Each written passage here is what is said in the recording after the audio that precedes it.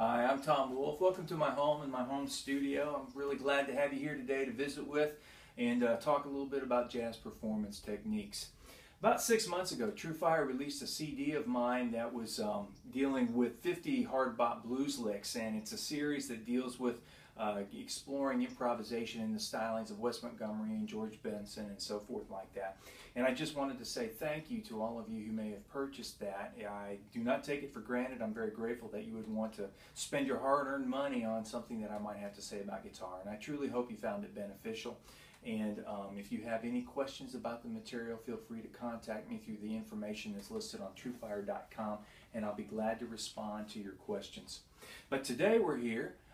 TrueFire has chosen the month of June to celebrate Jazz Fest.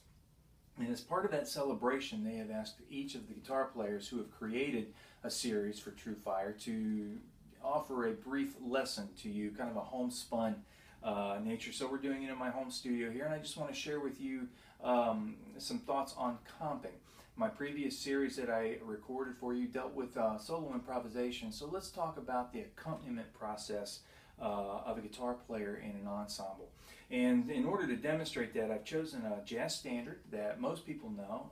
It's Autumn Leaves, and if you don't know it, you should know it, but if you don't know it, go get the real book and we'll use that. And I'm using the version that's in the key of E minor. I'm going to use the first 8 measures of the song to demonstrate this, and I'm going to use a very basic comping rhythm so that it makes it easier for me to demonstrate the technique that we're going to explore in a minute here.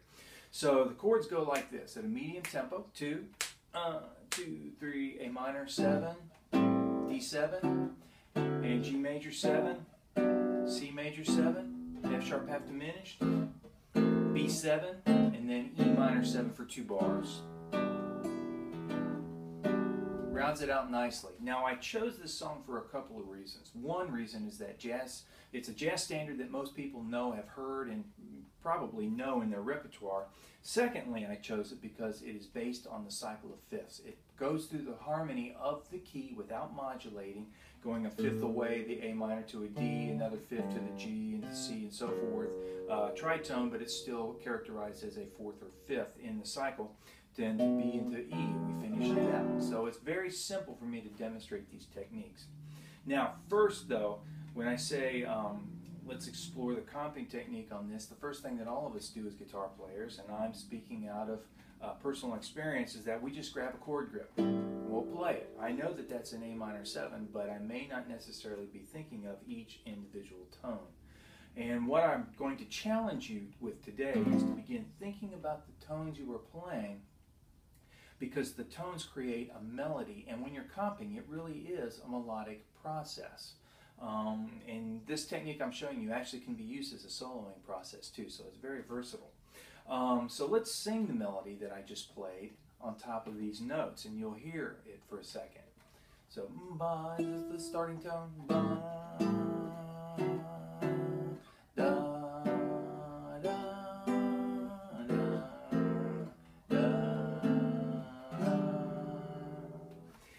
I'm not necessarily setting the melodic world on fire with a melody note like that, but the nice thing is it works, and it's usable. The problem is, or the challenge of it is that what if we're playing a jam session and I've got 7 or 8 guys who are lined up to play Autumn Leaves with me? We're looking at 30 to 40 choruses of that. And if I'm continually playing the same basic idea, it's going to get boring. Number one, for you, you're going to lose focus and your performance is going to plummet.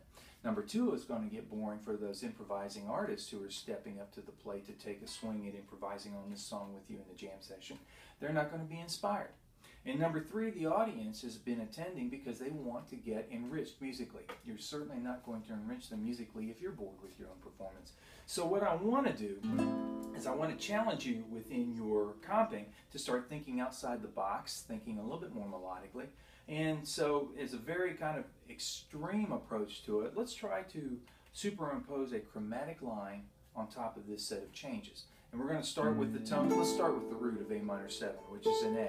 And we're going to ascend by half steps through the chromatic scale each time we change a chord. So if I go from A minor with an A on top, I go to a D7 with a B flat on top, which is the sharp 5. And then I go to a B natural, which is the major third of G major 7, to the C, which is the root of C major, and to the F C sharp, which is the natural 5 of the F sharp minor. A little out of context of the harmony, but still sticks with the actual progression.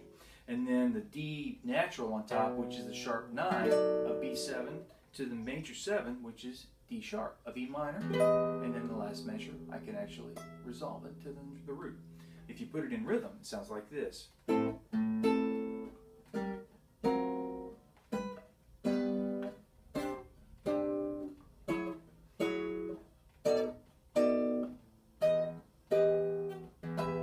So what it does is it takes this type of this very predictable, I guess you might say, chord progression and turns it into something really interesting. What if I do it in descend by half steps? I'll start on the third of A minor, and then the B becomes the 13th, sharp 9 of G, very interesting, 13th, major 9, sharp 5, and then major 9. So it creates this really interesting movement, makes you think outside of the box, makes you think about very specific notes that you're going to play. So how do you learn to do this? Number one, you've got to learn your inversions. It's going to take a lot of shed time, I kid you not, and it's going to take a lot of practice to work on this. But once you learn that and you start applying it, I think you'll find that it'll be a great asset in your arsenal of comping tools.